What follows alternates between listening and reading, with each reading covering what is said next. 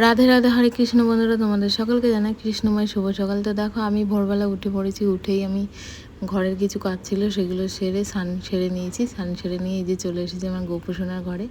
মানে যতক্ষণ না আমার কাজ সারা হয়, স্নান না হয়, ততক্ষণ তো আমি ওদের কাছে আসতে পারি না। মনটা না ছটফট করে সকালবেলা উঠে। তো ফোনেই ওর ছবি দেখি, কারণ ওকে তো শোয়ানো থাকে। আমি ওর যে পর্দাটা সরিয়ে ওকে আগে দেখবো সেটাও পারি না, কারণ বাসি গায়ে ওর ধারে পাশেও আমি যাই না যতক্ষণ না স্নান করি। তো দেখো আমি খুব তাড়াতাড়ি ওই জন্য কাজগুলো সেরে নিয়ে যাতে কখন আমি কেশবের কাছে যাব। তো দেখো আমি স্নান করে চলে এসেছি, আর এই যে আমার রাধা ঠাকুরানি দেখো মুখটা মনে হচ্ছে হাসছে, খুব ভালো লাগে। আমি আধ ঘন্টা ধরে ওদেরকে আদর করি আর ওদের সাথে কথা বলি, তারপরে অন্য কিছু কথা বলে গপ্প করে তারপরে ওদেরকে আমি তুলে স্নান করাই। তো দেখো চরণ দর্শন করো, ভগবানের চরণ সকালবেলায় দর্শন করলে তোমাদের মনের ইচ্ছে পূরণ হবে। হ্যাঁ, আর ভিডিওটা ভালো লাগলে লাইক কমেন্ট শেয়ার করবে, আর কমেন্টে কিন্তু রাধা রাধা লিখতে ভুলো না। আর আমাদের চ্যানেলটাকে সাবস্ক্রাইব করে আমাদের পাশে থাকবে।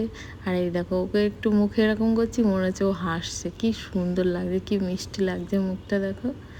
সকালে যখন ওদের ঘুম থেকে তুলি তখন যেন মুখটা আরও বেশি একটু কিউট লাগে, আমার কিউটের ডিব্বা।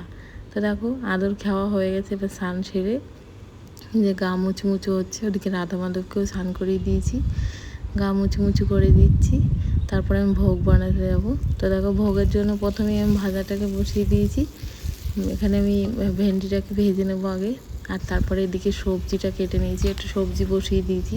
আজকে সবজি ছিল পাঁচ মিশালি, পুঁই শাক, তারপরে পটল, আলু, পেঁপে, কুমড়ো সব কিছু দিয়ে একটা মেশানো তরকারি হবে। তো মেশানো তরকারিটাকে আমি আগে একটু ভেজে নিয়েছি। আর এদিকে হবে মটর ডালটা রাতে ভিজিয়ে রেখেছি, মটর ডাল দিয়ে মটর ডালের বড়া ভেজে আলু দিয়ে আর পটল দিয়ে রান্না হবে আজকে, এটাই হবে। আর ডাল করিনি আলাদা করে। তো দেখো ডালটাকে আমি শিলনোড়াতেই বেটে নিয়েছি, এদিকে আলু পটল কেটে রেখেছি।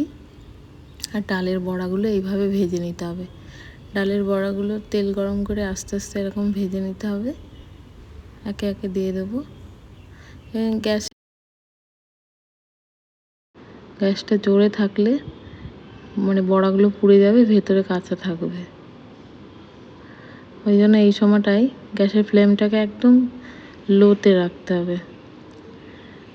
তো দেখো আস্তে আস্তে বড়াগুলো আমি সব ভেজে নিচ্ছি। আসলে গ্যাসটা তো আমার সেই ওই বড় গ্যাস না, ছোট গ্যাস, ওই জন্য খুব তাড়াতাড়ি পুড়ে যায়, লাল হয়ে যায়, যতই আস্তে দিই ঠিক হয় না। তো দেখো বড়াগুলো আমার সব ভাজা হয়ে গেছে। এবার ওই তেলেই আর একটু তেল দিয়ে দিয়েছি। তেলটা গরম হলে এখানে আমি পটলগুলো দিয়ে দেবো। পটলগুলো লাল লাল করে ভেজে নিতে হবে। আর পটলগুলো একটু খোসা রেখে রেখে কাটতে হবে, তাহলে কি হবে, পটলটা যখন তুমি ভাজবে এর গন্ধটা একটু অন্যরকম হয়, খুব সুন্দর। এমনি যে খোসাটা তুমি যদি একটু রাখো তরকারিটা দিয়ে, একটা অন্যরকম গন্ধ আসে, খুব ভালো লাগে খেতে। তো সেই জন্য আমি একটু করে খোসা রেখে দিয়েছি। পটলটাকে লাল লাল করে ভাজবো। আমি নুন হলুদ কিছুই দিইনি, শুধু ভাজবো। তো দেখো পটলটা কিন্তু ভাজা হয়ে গেছে, এবার তুলে নেব। ওদিকে লঙ্কাটাও বেটে নেবো, আমি আদা জিরে সব বেটে নিয়েছি।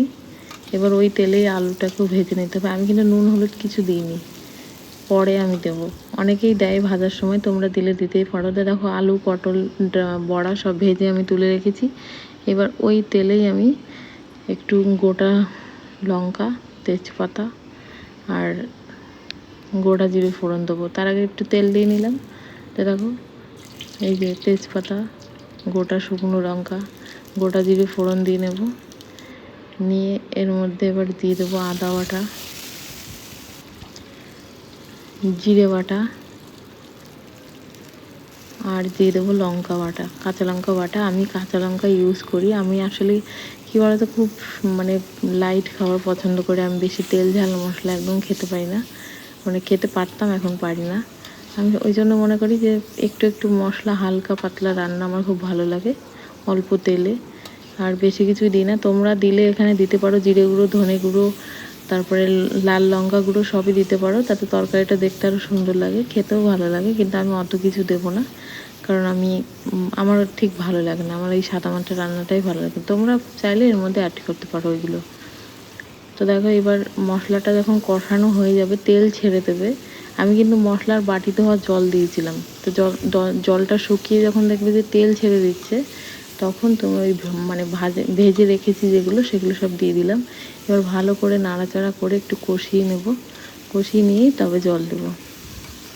পুরো ভিডিও তো দেখানো যায় না, তা আমি যখন ঢাকা দিচ্ছি সেই ভিডিও তো পুরো তুলি না, কারণ ভিডিওটা তো অনেক বড় হয়ে যাবে। তা দেখো আমি ঢাকা দেওয়ার পরে খুলেছি। খুলে এটাকে ভালো করে একটু নাড়াচাড়া করে নেব। নাড়াচাড়া করে নিয়ে তারপরে আমি জল দেব।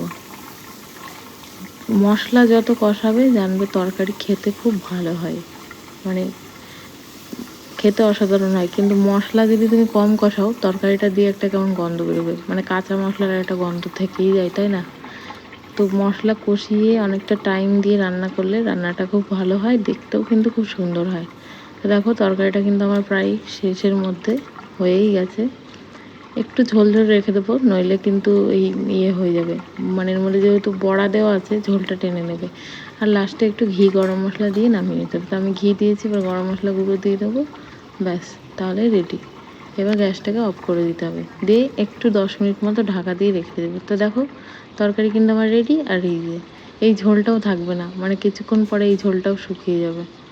তো দেখো খেতে কিন্তু অসাধারণ হয়। তো আমার এই যে গোপালের ভোগ রেডি। এবার আমার গোপু সোনার রাধা মাধবকে খেতে দেবো বলাটা ভুল, সেবা দেবো। তো দেখো এই যে ভোগ দর্শন করো, ভোগ দর্শন করলে দুর্ভোগ কাটে। আজকের ভোগে ছিল ভেন্ডি ভাজা, পাঁচমিশালি তরকারি, আর ওই পটল আলু বড়ার একটা রসা, রসা বলে, যাই হোক আমি রসাই বলি।